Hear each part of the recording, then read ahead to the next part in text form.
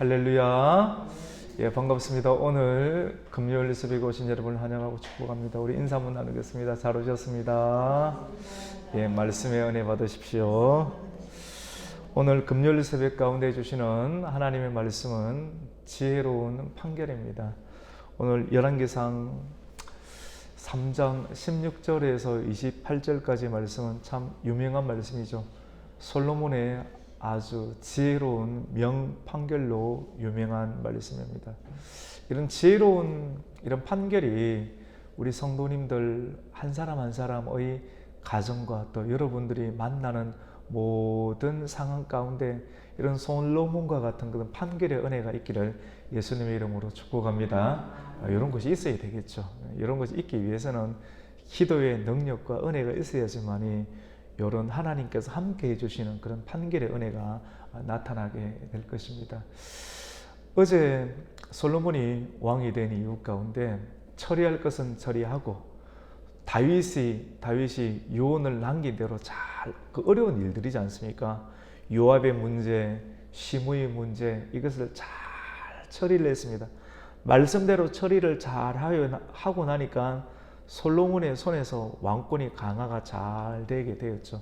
그 이유 가운데 솔로몬이 예배를 잘 드렸습니다. 말씀대로 예배를 잘 드렸죠. 그리고 말씀대로 예배를 드리고 또 일천번제를 드리고 난 이유 가운데 오늘 3장 말씀 가운데 솔로몬의 판결이 지혜로운 판결의 역사가 나타나게 되는 것입니다. 어떤 내용인가? 어떤 재판의 내용인가?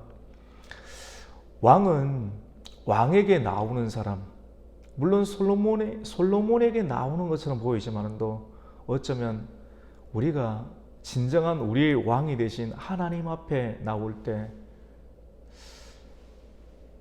높은 사람, 지위가 높은 사람 또는 지위가 낮은 사람 모든 것을 막론하고 모두가 하나님 앞에 다 나와야 되는 것입니다. 고위 간직 또 낮은 사람, 천한 사람 막론하고 모두 하나님 앞에 나와야지만이 하나님의 판결을 받아야지만이 살아갈 수 있는 대상들이 이 세상을 살아가는 우리라고 볼 수가 있습니다. 하물며 얼마나 낮은 사람인가 하면 오늘 성경에 나오는 창기입니다. 창기가 뭡니까? 얼마나 살기가 어려우면 몸을 팔아서야까지 정말 몸을 팔아서까지 내 생명을 부지해 나가는 사람을 두고 창기라고 하지 않습니까? 오늘 성경에 보면 솔로몬의 시대 가운데 몸을 팔아서 건건히 연명하는 그러한 두 명의 여자가 있었는데 두 명의 여자 가운데 하필이면 자녀를 놓게 되었는데 자녀가 동성입니다. 동성이고 같은 성이고 그리고 3일 차이로 해산을 하였다라고 성경은 나오고 있습니다. 오늘 16절에도 그때 창기의 두 여자가 왕에게 왔다. 몸을 파는 두 창기가 왕에게 왔고 그리고 한 여자가 말하되 내 주여 나와 여자가 한 집에 사는데 한 집에 살고 그가 해산하였더니 내가 해산한 지 사흘 만에 이 여자도 해산하였다.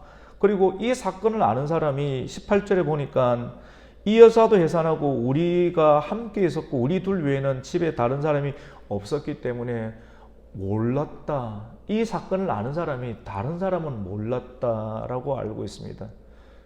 그런데 어떤 일이 있었냐면 밤에 잠을 자는데 참 기구한 운명이지 않습니까? 몸을 파는 사람인데 한 집에 살아가. 이거 뭐 상상을 해보세요. 얼마나 기구한 운명이겠습니까? 그런데 이런 사람 또 왕 앞에 나아갈 자격이 있다라고 하는 것입니다.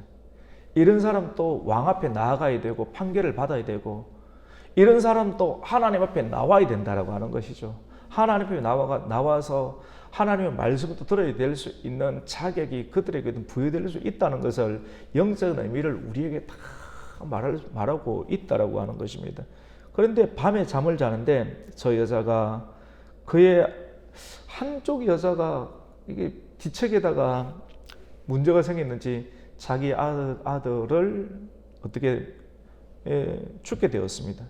죽게 되니까 자기 아들이 죽은 아들을 바꿔치기 해서 산 아들을 자기 쪽에 가져가고 죽은 아들을 내 쪽에 옮겨 내 품에 뉘었다. 아침에 내가 내 아들에게 젖을 먹이려고 보니까 죽은 아들에게 내 젖을 먹이고 있는 것을 보게 되면서 나는 죽이질 않았는데 이거는 틀림없이 이쪽에 있는 여자가 내게 행한 일이다 생각하고 이 일들을 왜 어떻게 이렇게 했느냐, 아이를 바꿔치기 했느냐라고 이야기를 하자 둘 간의 문제를 풀려고 하니까 좋게 이야기를 하니까 해결이 되지 않는 일이지 않습니까? 그래서 왕에게 이 문제를 송사를 가지고 왔습니다.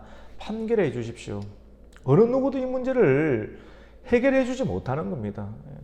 또 양보할 수 없는 문제입니다. 다 자기 아이라고 이야기를 하고 있고 똑같이 생겼고 어떻게 손설 일이 없게 되는 것입니다.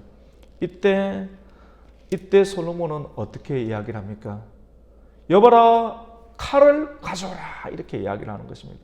칼을 가져오라 딱 이야기하니까 많은 사람들이 야, 진짜 솔로몬이 칼을 가지고 어떤 일을 내는가 보다라고 깜짝 놀라게 되는 것이죠.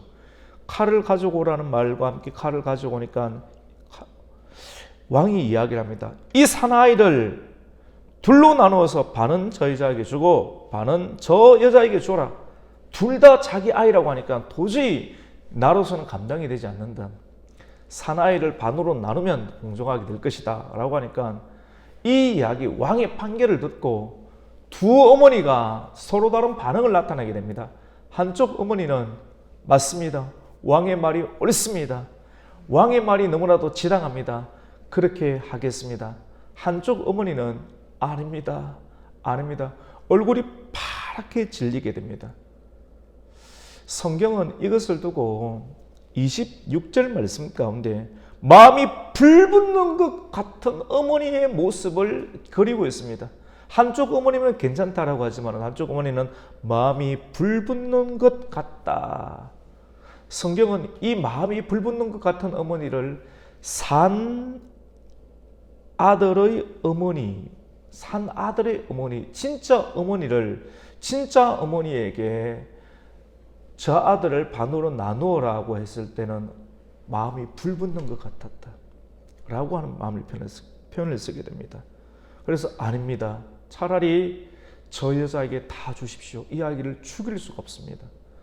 여러분, 진짜와 가짜를 분별하는 것, 생명의 존중입니다. 진정한 지혜는 무엇입니까? 우리는 솔로몬의 지혜라는 말을 많이 들었습니다. 참된 지혜는 생명의 존중 가운데 있습니다. 우리가 자녀를 공부를 시키고 우리가 자녀가 잘 되기를 원하고 공부도 많이 시키지 않습니까? 근데 최고의 가치는 생명 존중에 있습니다. 어릴 적부터 하나님의 말씀을 집어넣어줘야 돼.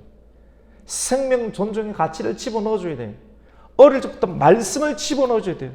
세상에 그 어떤 것보다 말씀이 최고 귀하다. 생명이 가장 귀하다. 말씀 없이 다른 것을 먼저 집어넣어주면 부모도 떠나고 생명 지혜가 생기지 않아요. 지식이 있으면 부모도 떠나고 교만하지만도 말씀을 어릴 적부터 집어넣어준 자녀들은 부모도 공경하고 솔몬과 같이 지혜로운 자녀들이 만들어질 수가 있습니다. 나중에는 부모에게도 효도도 합니다. 부모도 책임집니다. 그리고 교회도 떠나가지 않습니다. 생명 존중을 하며 나라도 살리게 되며 교회도 살리게 되며 하나님도 떠나지 않게 되며 이 생태계도 살리게 되고 이 시대도 살리게 될 수 있는 그런 하나님의 자녀가 될 수가 있게 되는 것이죠. 여러분이 자녀를 키울 때도 어릴 적부터 신앙의 환경 가운데 노출시켜야 됩니다. 그리고 본을 보여야 됩니다. 부모가 성경을 읽는 모습들, 말씀을 듣는 모습들, 그리고 기도하는 모습들을 한나처럼, 우리 한나 집사님 오셨네. 예, 진짜 한나처럼 그렇게 본을 보여주시면 자녀들이 그 본을 따라서 그 신앙의 길들을 스텝 바이 스텝을 밟아가게 되는 것을 보게 되는 것이죠. 우리 26절 말씀을 함께 읽겠습니다. 시작. 그 산 아들의 어머니는 되는 여자가 그 아들을 위하여 마음이 불붙는 것 같아서 왕께 아뢰되 내 주여 산 아들을 그에게 주시고 아무쪼록 죽이지 마옵소서 하되 다른 여자에게는 말하기를 내 것도 되게 말고 내 것도 되게 말고 나누게 하라 하는지라. 아멘. 죄송합니다. 목이 안 좋아서 글도 잘 안 읽어지네요. 여러분 그렇습니다. 진정한 지혜는 육신의 칼을 주지만은도 이 칼을 주고 피를 보지 아니하면서 참과 거짓을 분별하는 선명함입니다. 진정한 지혜는 피를 보지 않으면서 생명을 살려낼 수 있는 담력과 힘을 가진 사람. 이것은 말씀의 힘, 말씀의 순종의 힘, 기도의 힘. 오늘 열왕기상 3장에 이런 판별과 지혜가 나타날 수 있기 전까지 무엇으로부터 이것이 나왔겠습니까? 솔로몬의 예배, 솔로몬의 기도, 솔로몬의 아버지의 유언을 지키는 말씀의 순종의 그런 단계들이 있었기 때문에 이런 지혜가 나오지 않겠습니까? 우리가 오늘 이 말씀을 통하여서 저와 여러분에게 이런 지혜가 있어야 될 것이고, 그리고 여러분과 여러분의 자손들에게 이런 지혜가 나타나야 될 것인데, 이런 지혜가 나타나기 위해서는 여호와 하나님을 경외하는 역사가 나타나야 될 줄로 믿습니다. 여호와 하나님을 경외하는 거예요. 하나님을 예배하는 겁니다. 말씀을 순종하는 겁니다. 믿음을 지키는 것입니다. 믿음을 내가 지키고 내가 지키는 모습을 내가 보는 것이고, 내가 그것을 누군가에게 증명하는 것이고, 하나님 앞에 증명하는 것이고, 내 자녀에게 보여주는 것이고, 그것을 계속 신앙의 개성을 지키며 일어나게 될 때 하나님의 지혜가, 하나님의 성령의 은혜가 우리에게 나타나게 되는 것입니다. 이러한 하나님의 지혜가 있게 되는 것이죠. 우리 마지막 28절 말씀을 함께 27절과 28절을 한번 읽겠습니다. 시작. 왕이 대답하여 이르되 산 아이를 저 여자에게 주고 결코 죽이지 말라.